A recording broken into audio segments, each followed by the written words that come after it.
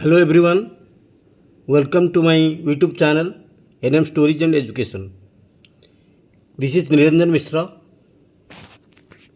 ପିଲାମାନେ ଆଜି ଆମେ ସାହିତ୍ୟ ସିନ୍ଧୁ ବହିର କାନ୍ତକବି ଲକ୍ଷ୍ମୀକାନ୍ତ ମହାପାତ୍ରଙ୍କ ଜୀବନୀ ଓ ସାହିତ୍ୟ କୃତି ବିଷୟର ପ୍ରଶ୍ନାବଳୀର ସପ୍ରସଙ୍ଗ ସରଳାର୍ଥ ଗୁଡ଼ିକ ଆଲୋଚନା କରିବା।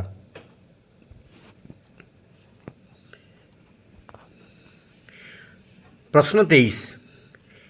ଏଭଳି ସମୟରେ ସାହିତ୍ୟ, ସଙ୍ଗୀତ, ସଂକୀର୍ତ୍ତନ ଚର୍ଚ୍ଚା, ଇଷ୍ଟପୂଜା, ଗୁରୁବାଣୀ ପାଳନ ଥିଲା ତାଙ୍କ ପାଇଁ ସାନ୍ତ୍ୱନାର ଔଷଧ।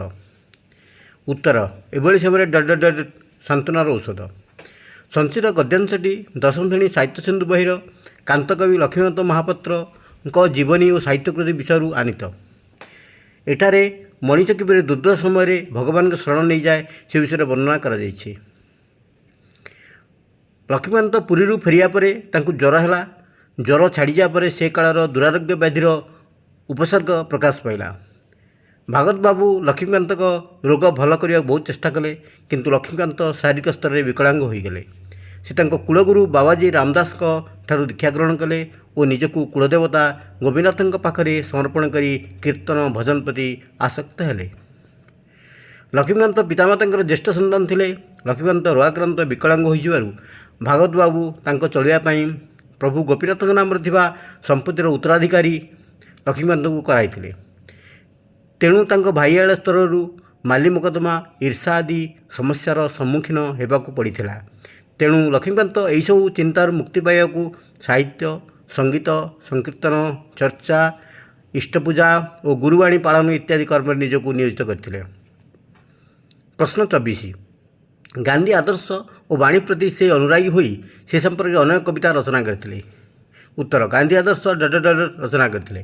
ସଂଚିତ ଗଦ୍ୟାଂଶଟି ଦଶମ ଶ୍ରେଣୀ ସାହିତ୍ୟ ସିନ୍ଧୁ ପୁସ୍ତକର କାନ୍ତକବି ଲକ୍ଷ୍ମୀକାନ୍ତ ମହାପାତ୍ରଙ୍କ ଜୀବନୀ ଓ ସାହିତ୍ୟ କୃତି ବିଷୟରୁ ଆନିତ।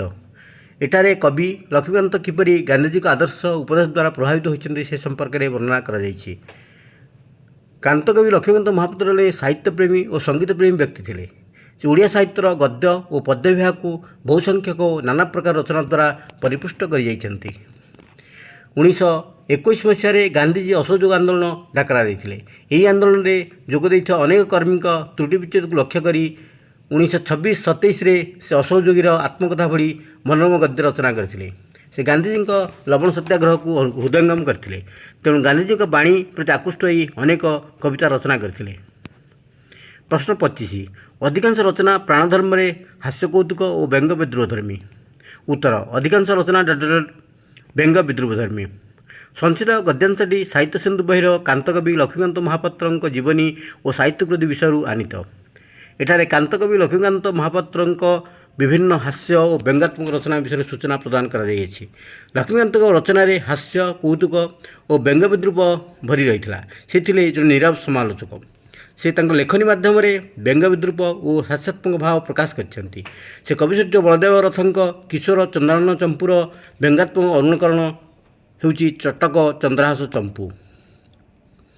ଅଭିମନ୍ୟୁ ସାମନ୍ତ ସିଂହାରଙ୍କ ବିଦଗ୍ଧ ଚିନ୍ତାମଣିର କଳାମାଣିକରେ ଛାନ୍ଦ ଅନୁଶୀଳନରେ ଧଳାମାଣିକରେ ଲାଳିକା ରଚିତ।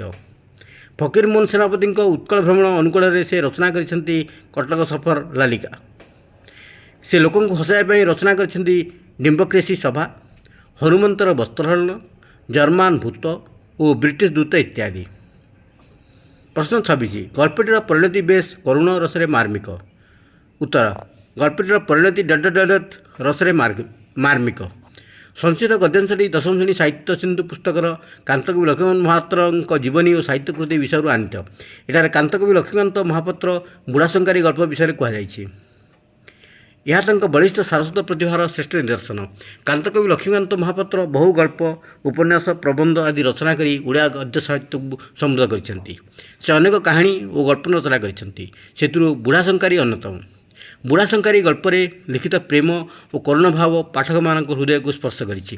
ବୁଢ଼ାଶଙ୍କାରୀ ଯେଉଁ ବୋଉର ହାତରେ ଶଙ୍ଖା ପିନ୍ଧାଇବା ପାଇଁ ନିଜର ସ୍ୱାସ୍ଥ୍ୟ ଖରାପ ସତ୍ତ୍ୱେ ଶଙ୍ଖା ତିଆରି କରି ଧାଇଁ ଯାଇଛି ଗାଁକୁ, ସେ ଯେତେବେଳେ ବୋହୂଟିକୁ ଡାକିଛି ଆସମାନ୍ତାରା ଶଙ୍ଖା ପିନ୍ଧାଇବା ପାଇଁ, ସେତେବେଳେ ବୋହୂଟି ବିଧବା ହୋଇଯାଇଥିବା ଦେଖି ତାର ଶଙ୍ଖାଗୁଡ଼ିକ ହାତରୁ ଖସିପଡ଼ି ଭାଙ୍ଗି ଯାଇଛି। ଏହି ଗଳ୍ପ ଏତେ ସୁନ୍ଦର ଭାବରେ ଲେଖାଯାଇଛି ଯେ କୌଣସି ଲୋକର ଆଖିରୁ ଲୁହ ଝରି ପଡ଼ିବ। ଏହି ଗଳ୍ପଟିର ପରିଣତି ଏହିପରି କରୁଣ ରସରେ ମାର୍ମିକ। ପ୍ରଶ୍ନ 27 ଆଧ୍ୟାତ୍ମିକ ଉଚ୍ଚାଙ୍ଗ ଭାବ ବେଳେବେଳେ ତାଙ୍କ ସୃଷ୍ଟିକୁ ଅନନ୍ୟ କରିଛି। ଉତ୍ତର ଆଧ୍ୟାତ୍ମିକ ଉଚ୍ଚାଙ୍ଗ ଭାବ ଡାଡାରେ ଅନନ୍ୟ କରିଛି। ସଂଶିତ ଗଦ୍ୟାଂଶଟି ଦଶଭେଣୀ ସାହିତ୍ୟ ସିନ୍ଧୁ ବହିର କାନ୍ତକବି ଲକ୍ଷ୍ମୀକାନ୍ତ ମହାପାତ୍ରଙ୍କ ଜୀବନୀ ଓ ସାହିତ୍ୟକୃତି ବିଷୟରୁ ଆଣିତ। ଏଠାରେ ଲକ୍ଷ୍ମୀକାନ୍ତଙ୍କ ଆଧ୍ୟାତ୍ମିକ ଉଚ୍ଚାଙ୍ଗ ଭାବ କିପରି ତାଙ୍କ ସାହିତ୍ୟକୁ ଅନନ୍ୟ କରିଛି ସେ ସମ୍ପର୍କରେ ବର୍ଣ୍ଣନା କରାଯାଇଛି।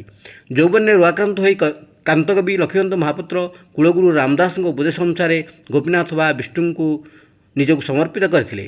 ସେ ଗୋରାକ୍ରାନ୍ତ ହୋଇ ବିକଳାଙ୍ଗ ହୋଇଯିବାରୁ ପିତା ଭାଗବତ ବାବୁ ତାଙ୍କର ଇଷ୍ଟଦେବ ଗୋପୀନାଥଙ୍କ ନାମରେ ଥିବା ସମ୍ପତ୍ତିକୁ ଲକ୍ଷ୍ମୀକାନ୍ତଙ୍କୁ ଉତ୍ତରାଧିକାରୀ କରିଦେଇଥିଲେ। ତେଣୁ ତାଙ୍କ ଭାଇ ଏଳିଆ ତରଫରୁ ମାଲି ମୋକଦ୍ଦମାର ସମ୍ମୁଖୀନ ହେବାକୁ ପଡ଼ିଥିଲା। ଏଥିରୁ ସାମୟିକ ମୁକ୍ତି ପାଇବା ପାଇଁ ସେ ଭଜନ କୀର୍ତ୍ତନ, ସାହିତ୍ୟ, ସଙ୍ଗୀତ, ଇଷ୍ଟପୂଜା, ଗୁରୁବାଣୀ ଆଦିରେ ବ୍ୟସ୍ତ ରହୁଥିଲେ। କାନ୍ତକବି ଲକ୍ଷ୍ମୀକାନ୍ତ ରଚନା କରିଥିଲେ ଆଧ୍ୟାତ୍ମବାଦୀ ସଙ୍ଗୀତ, ଜୀବନ ସଙ୍ଗୀତ। ତେଣୁ ଏହି ସଂକଳନ ଜୀବନ ସଙ୍ଗୀତ ଅନନ୍ୟ କୃତିର ମାନ୍ୟତା ପାଇଛି। Thank you for watching. If the video is good, then don't forget to like and subscribe.